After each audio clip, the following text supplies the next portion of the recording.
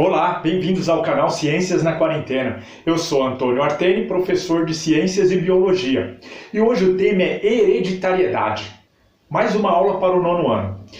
Então, antes de começar, vamos ver as habilidades a serem trabalhadas. Associar os gametas à transmissão das características hereditárias e reconhecer os princípios da hereditariedade, estabelecendo relações entre ancestrais e descendentes. Então, preste atenção à aula, faça suas atividades. Se você ainda não se inscreveu no canal, vai lá e se inscreve para ajudar para ter mais vídeos na semana que vem. E segue a aula, então.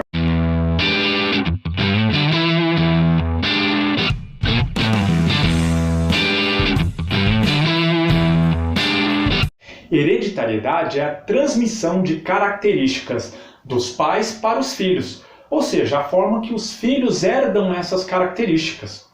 Quando nós falamos de transmissão de genes, nós usamos o genótipo, que é os genes que estão transferidos de pais para filho, dos pais para o filho. Quando nós já falamos das características que esses genes vão se expressar fisicamente, nós falamos de fenótipo. São as características visíveis, cor de cabelo, de olho, de pele, altura. Então, para entender um pouquinho como essas características são transmitidas, a gente precisa relembrar do que é uma célula e as divisões feitas por ela, porque é a partir dessas divisões que são transmitidas essas características. Então, vamos lá. Então, eu tenho uma célula humana, ela é formada por uma membrana plasmática, um citoplasma, onde estão as organelas citoplasmáticas, e um núcleo, onde estão os cromossomos e o DNA, a identidade de cada um, que diz respeito à cor de cabelo, de olho, de pele, altura do indivíduo. Certo? Cada célula humana tem 46 cromossomos, dispostos em pares, ou seja, eu tenho 23 pares de cromossomos, que somados vão dar o total de 46. Esses cromossomos são um emaranhado de filamento de cadeia de genes, ou seja, o DNA está ali dentro. Já viram essa imagem, não é?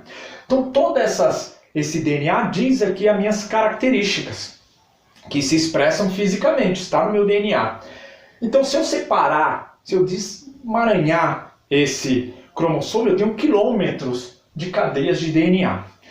Então, a partir do momento que acontece uma união entre os gametas masculino e feminino, espermatozoide e óvulo, vai formar uma célula com 46 cromossomos. Essas células elas vão começar a se dividir lá no útero da mãe. De uma em duas, de duas em quatro. Essa divisão é a reprodução das células. Elas, para se reproduzirem, se dividem. Então, de uma em duas, de duas em quatro, 4 em 8, 16, 32 e vai. Vai se dividindo até formar os tecidos, formar os órgãos, formar os sistemas e formar um indivíduo. E a partir disso, tanto para o crescimento como para reparar um ferimento, essa célula vai se dividir. Como acontece essa divisão? Essa divisão, eu tenho uma célula lá com todo aquele conteúdo e os 46 cromossomos. Vai acontecer no interior dessa célula uma duplicação do que eu tenho lá.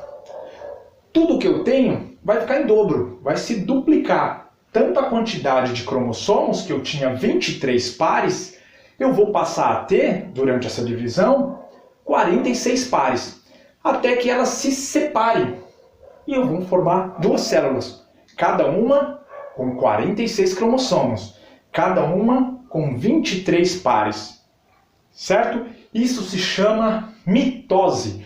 É uma divisão celular para crescimento, para reparar algum tecido com um dano, um ferimento, certo? Já agora, para a gente falar da reprodução, como são reproduzidas as células sexuais ou os gametas, que são o espermatozoide e o óvulo, nós falamos da meiose. Então vamos falar um pouquinho da meiose. Já na formação das células sexuais, ou seja, dos gametas masculino e feminino, espermatozoide e óvulo, eu tenho uma segunda divisão, que é a meiose, ou seja, uma divisão reducional. Eu vou reduzir essa quantidade de cromossomos. Por quê? O ser humano tem 46 cromossomos. Eu não posso unir 46 com 46, certo? ele tem que surgir um indivíduo que tenha 46. Então eu vou reduzir pela metade. Como acontece? Então eu tenho uma divisão, um outro desenho aqui, onde aqui aconteceu a duplicação daquela célula, tudo se duplicou lá dentro, ela se divide em duas, cada um com 46. Acontece uma segunda divisão, que é a meiose. Eu divido no meio, ou seja, eu separo os pares, certo? Eu tinha 46 dispostos em 23 pares, agora eu separo os pares, então vem 23 para cá e 23 para cá. Dessa outra, 23 e 23. Tanto para a célula, o óvulo, que é o gameta feminino, como para o espermatozoide, que é o gameta masculino. Então eu tenho a metade, então cada célula dessa vai levar a metade dos 46, que é a metade da carga genética da mãe, com a metade da carga genética do pai. Para que quando eles se unam lá na fecundação, eu junto 23 com 23, vai me formar um indivíduo com 46 cromossomos. Humano normal. E a partir disso essas células vão se dividindo, né? De 1 em 2, 4, 8, 16, até formar os tecidos, os órgãos, os sistemas e o indivíduo. Agora, o que vai me expressar nesse fenótipo, como cor de cabelo, cor de pele, altura, cor de olho, é o que o pai manda e o que a mãe manda. Imagine que nesses 23 da mãe, a metade da mãe, tenha características, genes, né, genótipo de cor de olho. E na do pai também. Então eu tenho que juntar os dois. Vai depender do que o pai manda e depender do que a mãe manda. Existem genes dominantes, que apenas na presença de um, como eu tenho que ter dois para juntar, na presença de um, ele já domina, ele já vai expressar essa característica. E existem genes recessivos, que para expressar essa característica eu preciso que os dois tenham, o pai e a mãe. O dominante, apenas um já vai dominar, ou seja, essa característica que vai se expressar ali no fenótipo. E o recessivo tem que ser os dois. Essa condição aqui de característica que são transmitidas vai também até para o sexo do filho. Então, quem vai mandar decidir o sexo, aqui se é masculino ou feminino, vai estar nas células, nos gametas que eles vão mandar, na metade de cada um. Eu preparei uma imagem com cariótipo, tá? São os cromossomos lá separados, masculino e feminino, para a gente ver um pouquinho mais e a gente ver ali quem é que está mandando o sexo, quem é que vai decidir o sexo do filho.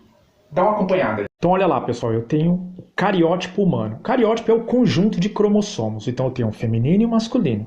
Olha os pares, né? Eu tenho 23 pares representados ali. Então cada um desse par, ele é representado por uma característica. Tá? Então, quando se separa esses pares na produção do gameta, eu vou juntar o masculino e o feminino e vai vir as características lá, né? Cor de olho, cabelo, pele, tudo.